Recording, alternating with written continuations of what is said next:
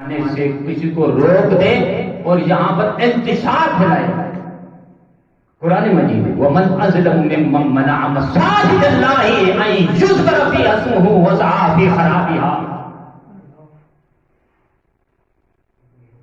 کہ یہاں مسجد میں شور نہ ڈالو. مسجد میں جو لوگ یہ خرابیاں پیدا کرتے ہیں ان کے لیے اللہ پاک نے ارشاد فرمایا سب سے بڑا ظالم ہے وہ یہ. جیسا کہ بیت المقدس میں بیت المقدس کی طرف حضور منہ کر کے نماز پڑھاتے تھے تو یہودی بھی خوش تھے اور مشرکین مکہ جو تھے وہ بڑے پریشان تھے کہ حضور نے اپنا قبلہ وہ بنا دیا. پر کیا خبر کہ حضور کے دل میں کیا تھا یہ کوئی نہیں جان سکتا سوائے اللہ کے. تو جب حضور نے یوں رخ پھیرا تو پھر وہ یہودی بھی پریشان ہو گئے کہ اب ان کو کس چیز نے روک دیا اور اس طرف منہ کر دیا انہوں نے. یہ وجہ کیا تھی؟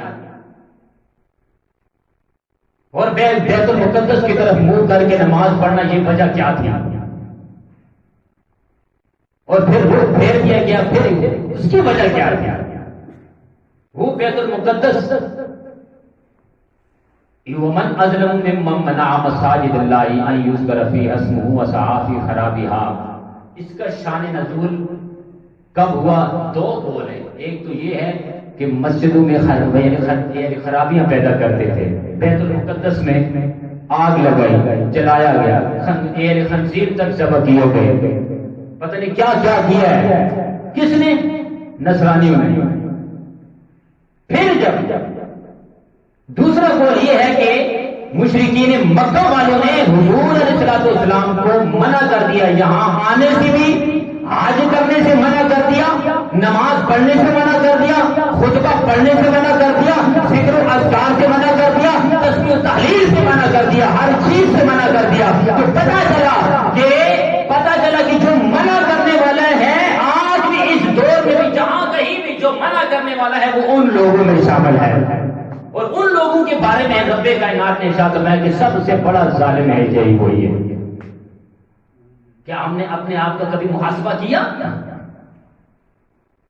تو ذرا سوچنا چاہیے. میں ابھی اپنے موضوع کی طرف آتا ہوں جو میں نے آیات کریمہ پڑھی ہے. آج حقیقت بات اگر پوچھو تو میں نے سارا قرآن پڑھنا تھا. آج میں نے موضوع میرا تحویل قبلہ تعین تھا.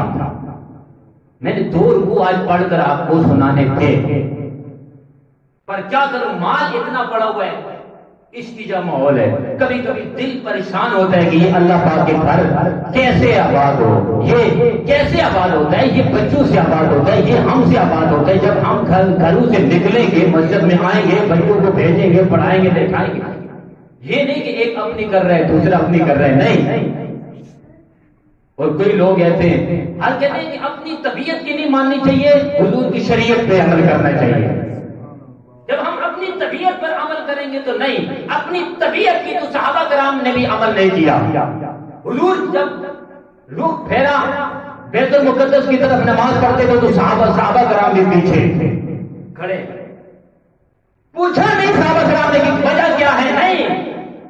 من یتبع الرسول فاتبعونی اتباع قل اطیعوا اللہ واطیعوا الرسول.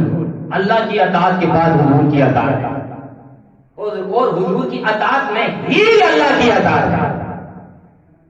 کبھی نہیں کہا اس طرف میں رخ کیوں کروں, ہم کیوں کریں. آپ نے کر دیا وجہ کیا ہے. جب حضور نے یوں رخ پھیرا قبلہ کی طرف کعبہ شریف کی طرف تو پھر بھی صحابہ کرام نے کوئی بات نہیں کی, چون چران نہیں کی. اس کو کہتے ہیں اتباع, اس کو کہتے ہیں اطاعت. کہ جس طرف ہمارے نبی کا رخ ہے اسی طرف صحابہ کرام کا رخ ہے. آج بھی وَحَيْثُ مَا كُنْتُمْ فَوَلُّوا وُجُوهَكُمْ شَطْرَهُ, اسی طرف ہمارا رخ ہے. جس طرف نبی کا رخ ہے حضور کا رخ ہے اللہ کے حبیب کا رخ ہے اسی طرف ہمارا بھی رخ ہے. صحابہ کرام بھی اسی طرح. تو آج ہم کیوں اپنی کرتے ہیں, اپنی مرضی کیوں کرتے ہیں, اپنی طبیعت کی کیوں مانتے ہیں. ہمیں چاہیے حضور کی شریعت پر عمل کرنا، حضور کا حکم ماننا، کلام مجید پر، قرآن پر عمل کرنا اور احادیث پر عمل کرنا۔ تو آئیں ذرا میں یہی موضوع میں اگلے جمعے کو آگے لے کر جاؤں گا انشاءاللہ۔ تو میں نے جو آیات کریمہ پڑھی ہے، پڑھنے سے پہلے دعا ہے کہ اللہ تبارک و تعالی ہم سب کو عمل کرنے کی توفیق عطا فرمائے، کیونکہ ہر کوئی فرقہ واریت میں پڑا ہوا ہے، تو فرقہ واریت میں پڑھنا، یہ ایسے ہو گیا، وہ ایسے ہو گیا، یہ کس کا کام تھا؟ یہ کس کا کام تھا؟ صحابہ کرام کا بھی بیل تفرقہ بازی میں نہیں پڑے، نہ اللہ کے ولی پڑے۔ یہ کس کا کام تھا؟ وقالت اليهود ليست النصارى على شيء وقالت النصارى ليست اليهود على شيء وهم يتلون الكتاب۔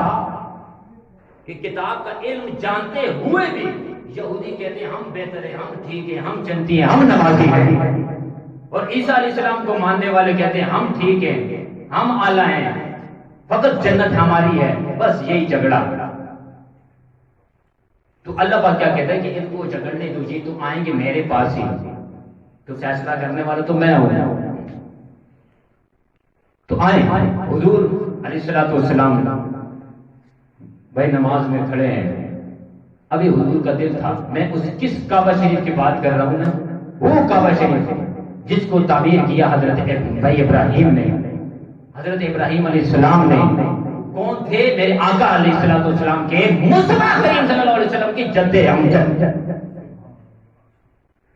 جب کعبہ شریف تعمیر کر کے مصطفیٰ کریم صلی اللہ علیہ وسلم نے جب خواہش کی کہ میں اس طرف رخ کروں، وہ کعبہ شریف جس کی طرف میرے جد امجد حضرت ابراہیم علیہ السلام رخ کر کے نماز پڑھتے تھے، جب مصطفیٰ کریم صلی اللہ علیہ وسلم کا دل ہوا کہ میں بھی اسی طرف رخ کر کے نماز پڑھوں، وہ کعبہ شریف کی بات کر رہا ہوں، جب تعمیر کیا تو حضرت ابراہیم علیہ السلام بھی کھڑے ہیں، حضرت سارا سلام اللہ علیہ بھی کھڑے ہیں، حضرت ہاجرہ سلام اللہ علیہ بھی کھڑی ہیں، حضرت اسماعیل علیہ السلام بھی کھڑے ہیں، حضرت اسحاق علیہ السلام بھی کھڑے ہیں، اور دعا کرتے ہیں۔ کون سی دعا ہے؟